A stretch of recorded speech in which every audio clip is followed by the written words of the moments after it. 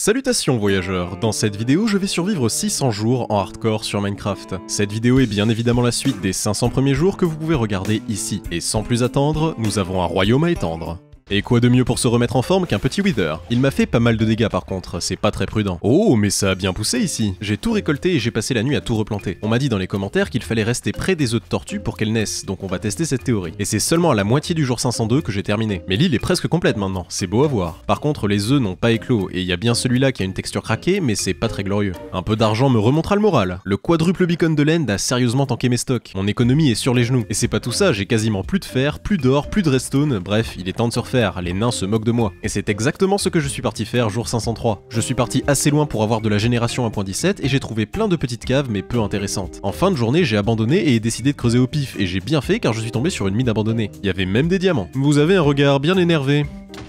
Ouais, je suis tombé sur une section un petit peu plus large avec des ressources que je cherchais. Et même un peu de diamants. C'est quand même agréable l'exploration de cave, je pourrais presque y vivre. Surtout quand on est aussi équipé. Je vais pas vous mentir, tomber dans la lave fait toujours un peu flipper. La fin de journée était un peu mouvementée, mais il en faudra plus pour m'abattre. Ah, je vois que cette fois ils se sont ramenés avec des amis sérieux. Le reste de la journée était calme et j'ai récolté pas mal de fer. J'ai même trouvé un petit axolot marron.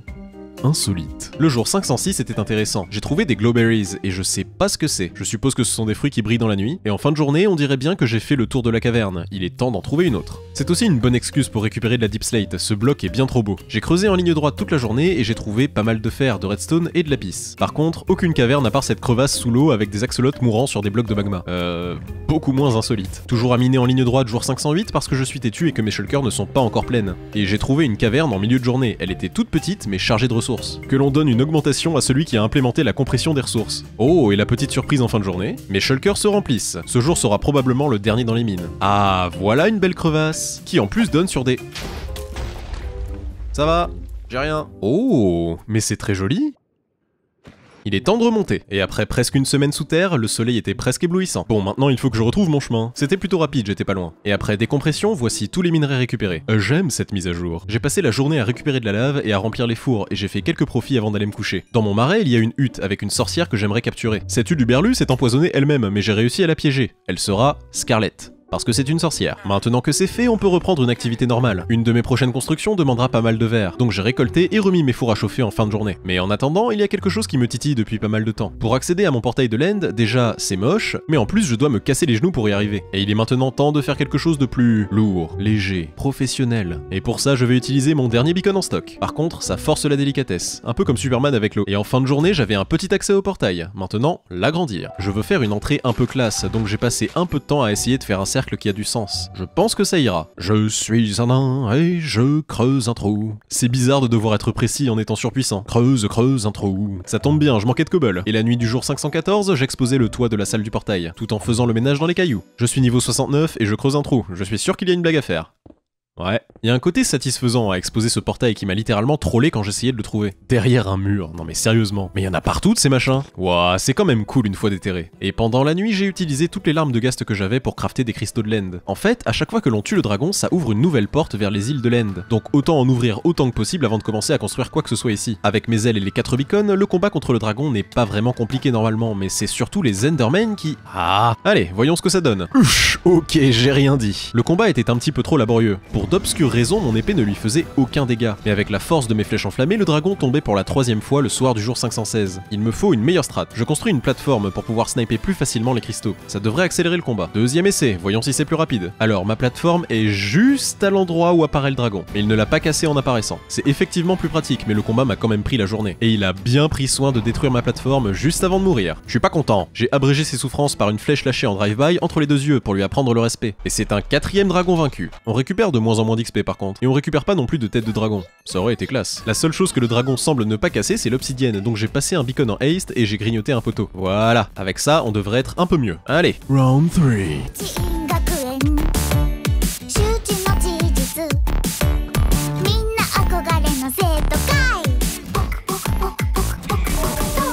Ah, ça se passe déjà beaucoup mieux. Pourquoi est-ce que mon épée ne marche pas? Et hop, un de plus. Ce qui est rigolo, c'est que quel que soit l'endroit où je le tue, il vient toujours mourir au-dessus du portail. Bon bah maintenant que j'ai une strat qui marche, ah ouais, ça se passe quand même beaucoup mieux. Ah, je peux le taper, je peux le... Boop. Je suis carrément plus efficace. Ouais, la plateforme d'Opsy, c'est carrément la strat. Et de 2...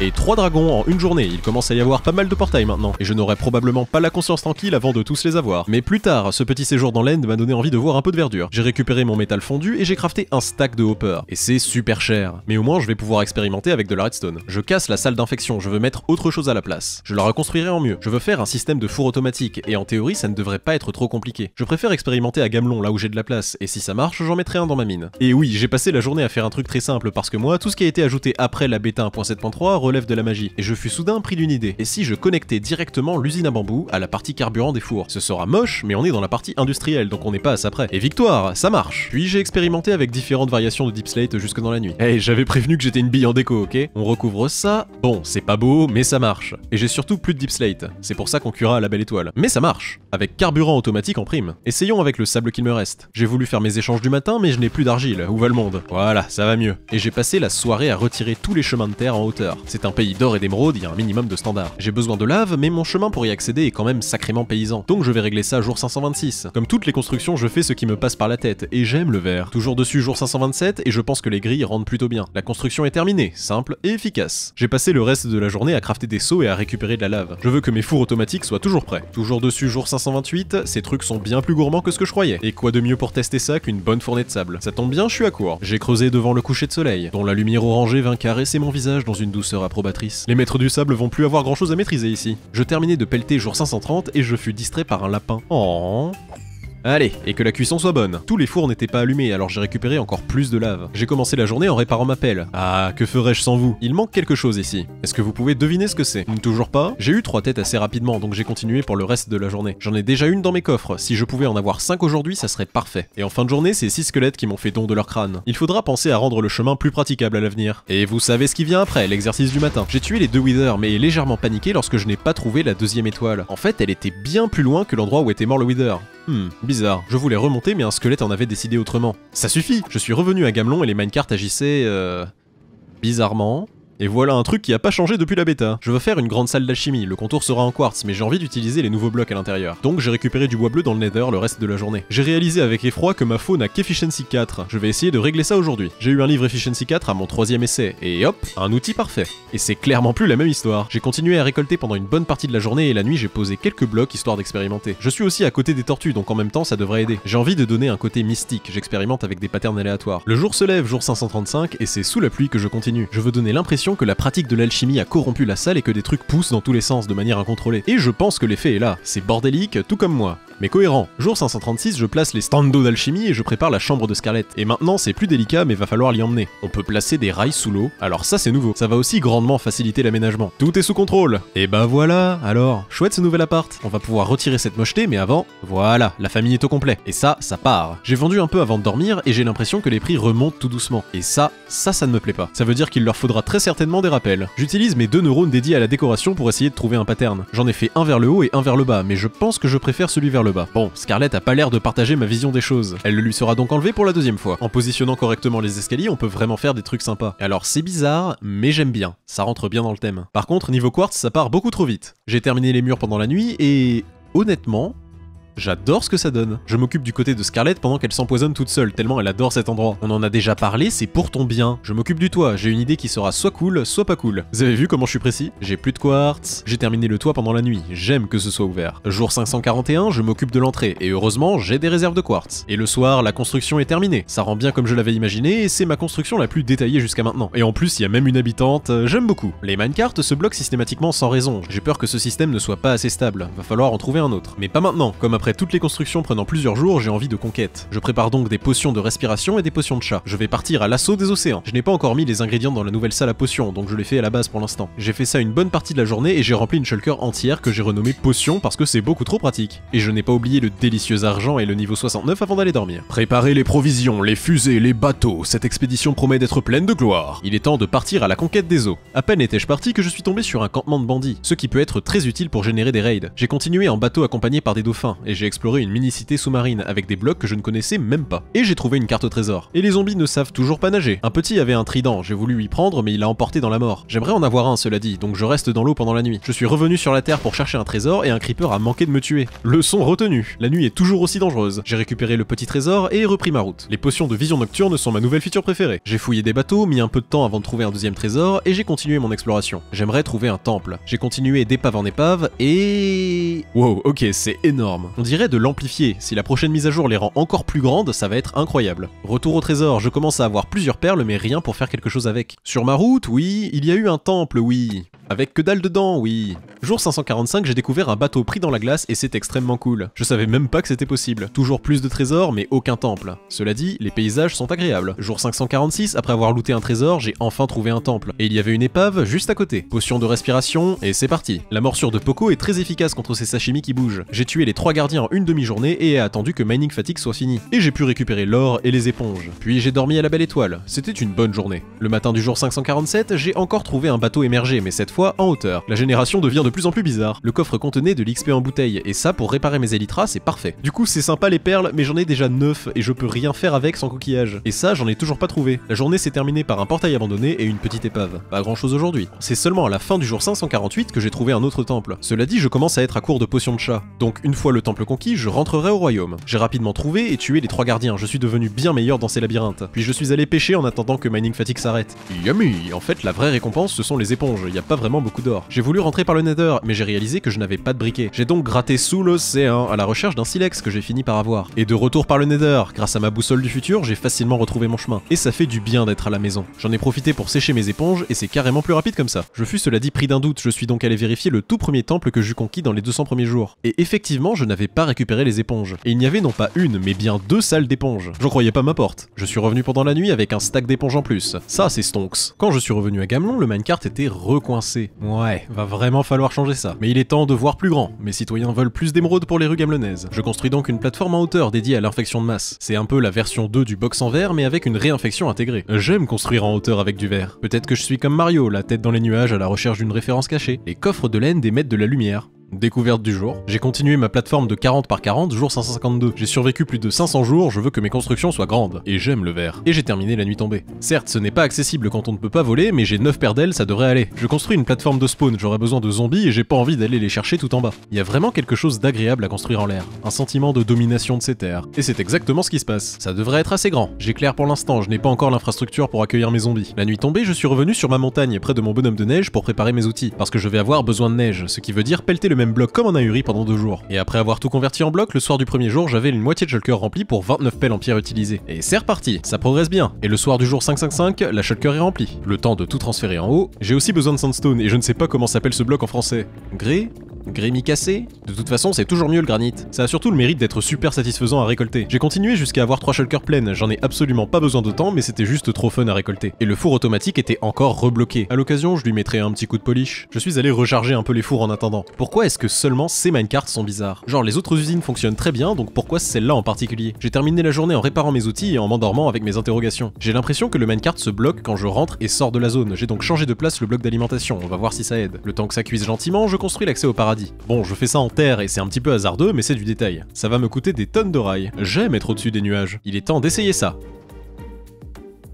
Deuxième essai, toujours pas. Et hey, le troisième essai est le bon, avec 3 fois plus de rails jaunes. Se faire tondre au coucher du soleil, je suis sûr que ça leur avait manqué. 3 cailloux pour une émeraude, c'est vraiment n'importe quoi. C'est quoi la suite? 4 cailloux?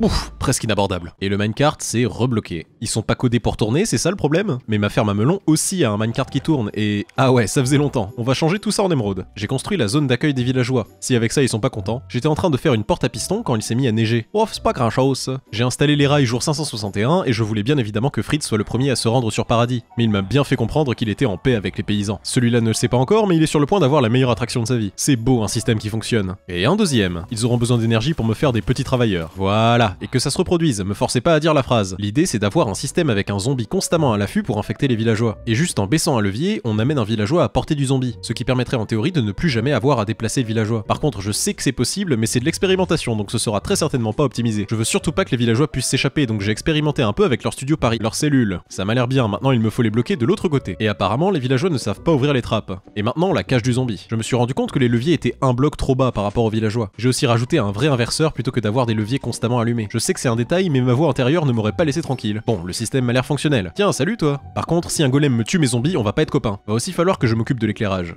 Oh, sympa le coucher de soleil vu d'en haut. Oh, ils ont des vêtements d'hiver, je savais même pas qu'ils avaient cette intelligence. La plupart sont des bébés, donc ils ne peuvent pas encore apprendre un métier. Je vais récupérer des volontaires à Gamelon.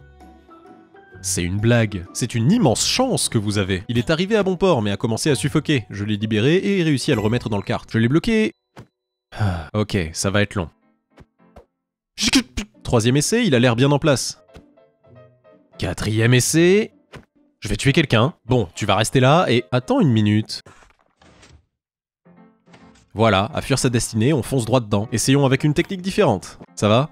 Tu te sens pas oppressé? Après une demi-journée de tractation, il a enfin trouvé une place dans la machine. J'en ai essayé un troisième pendant la nuit, mais cette fois en l'enfermant avant de le libérer. Mais j'avais oublié le bloc métier et il a fui vers ses congénères. Ah, ça suffit pour aujourd'hui. Nouveau jour, nouveau volontaire. Je l'ai coincé, n'ai pas oublié le bloc métier, mais il refusait mon autorité. On a 3 blocs d'espace, tu n'iras nulle part, tu le sais ça. Je l'ai piégé pour le forcer à sortir du coin et ça a marché. Tu es à moi et tu me serviras toute ta vie. Le quatrième était tellement sympa que j'ai failli lâcher une larme. Et un dernier au soir, cette façon de faire marche beaucoup mieux. Et je n'avais plus d'espace disque et le jour 568 a été perdu dans les abysses. Mais j'ai maintenant 9 villageois prêts à l'emploi. Et comme ceux nés sur Paradis sont maintenant adultes, c'est beaucoup plus pratique jour 569. Ah, bonjour monsieur.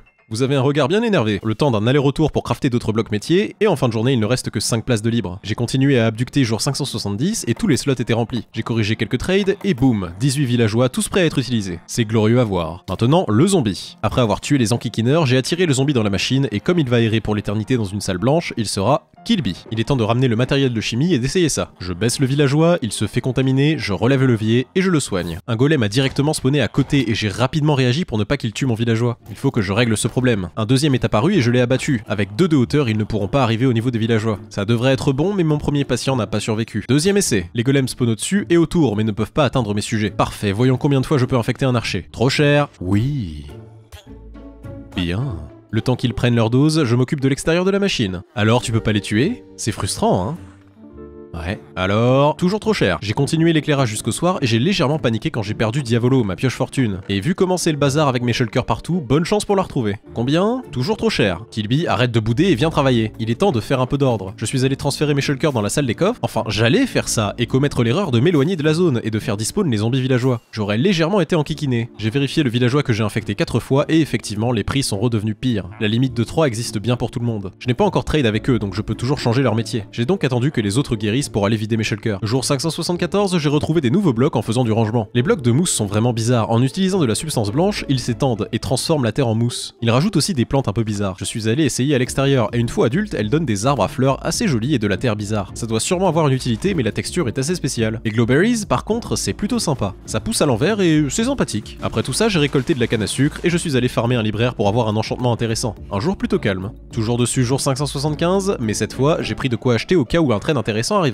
Il est déjà bien peu cher et est techniquement à sa première dose, donc on peut aller bien plus loin. Ah bah voilà, mending pour une émeraude. Allez, une deuxième dose, les bibliothèques sont trop chères. Efficiency 5, ah bah voilà quelqu'un de bien. Allez, à ton tour. C'est beau l'automatisation. Ah, un silk touch ici. Vous entendez? Ça c'est le bruit d'un villageois fier de servir son maître. Ah, une émeraude pour une bibliothèque, là on parle. Attendez une minute. Il me vend une bibliothèque pour une émeraude, mais il m'achète aussi un livre pour une émeraude. Sachant qu'une bibliothèque donne 3 livres. C'est potentiellement le villageois le plus rentable vu qu'il suffit de lui revendre ce que je lui achète. J'ai 12 pommes en or, ce qui est assez pour traiter 4 maçons. En attendant leur transition, j'ai échangé avec leurs frères inférieurs. Une fois leur première transition finie, je suis allé refaire des potions de weakness et la journée était déjà finie. Wow, la science n'attend vraiment pas. Deuxième dose, j'ai apporté tout mon quartz, vu que je dois rester dans la zone, autant rentabiliser le temps. Et ils ont pris leur 3ème dose au coucher du soleil, si c'est pas magnifique. Pour moi, hein, pour eux ce n'est que souffrance et désespoir, et je suis leur sauveur. Alors, ça va en bas? Plutôt bien ce que je vois. Mais c'est un profit tout à fait raisonnable que je vois là. J'ai terminé la journée en saccageant la forêt, je veux plus de pommes pour convertir le reste des maçons. Alors c'est embarrassant, mais je n'ai plus de roquettes et j'ai oublié mon placard à roquettes. J'ai donc marché jusqu'à chez moi, cela dit mon royaume s'étend très loin. J'ai crafté quelques roquettes et je suis reparti faucher. Ça doit pouvoir s'acheter des pommes, y a pas de raison que ce soit aussi rare. Ah, ça change l'environnement tout de suite. Ça coûte toujours une blinde à faire. Mais je me suis fait une blinde aussi le soir venu.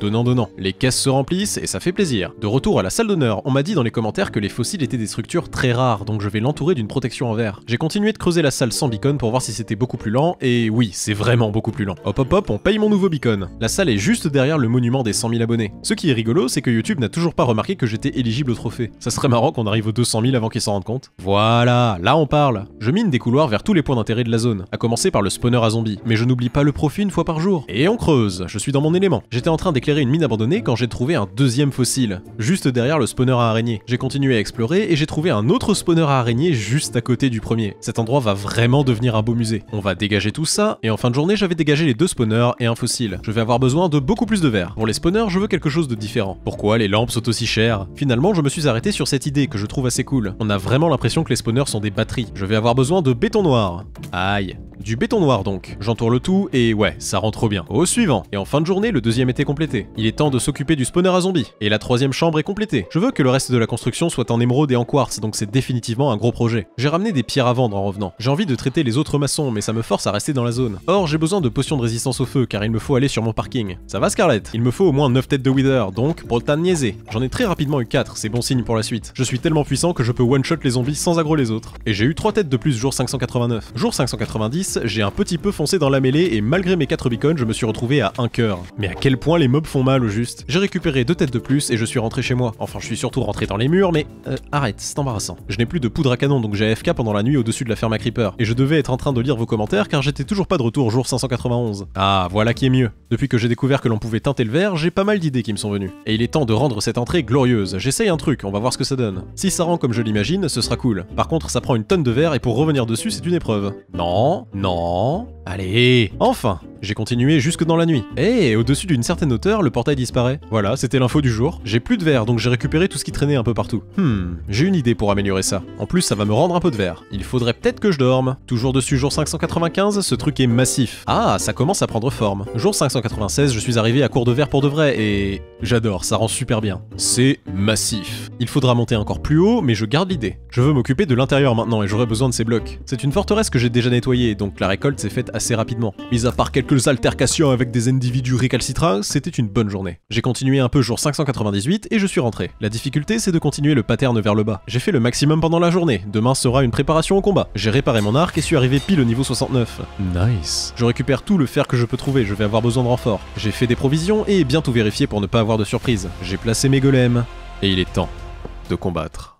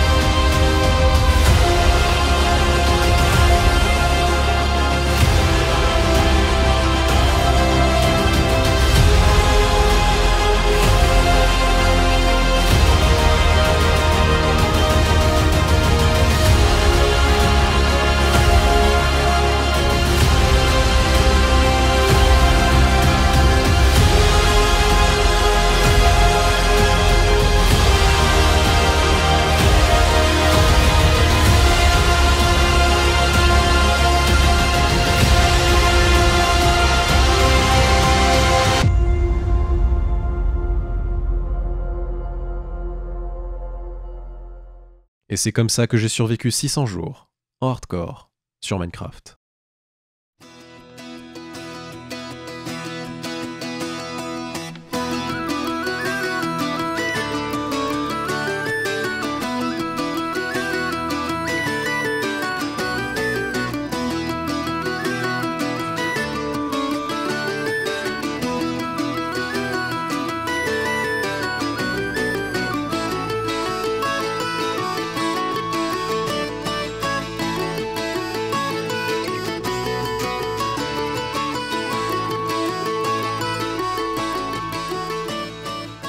Et j'ai toujours pas de tortue.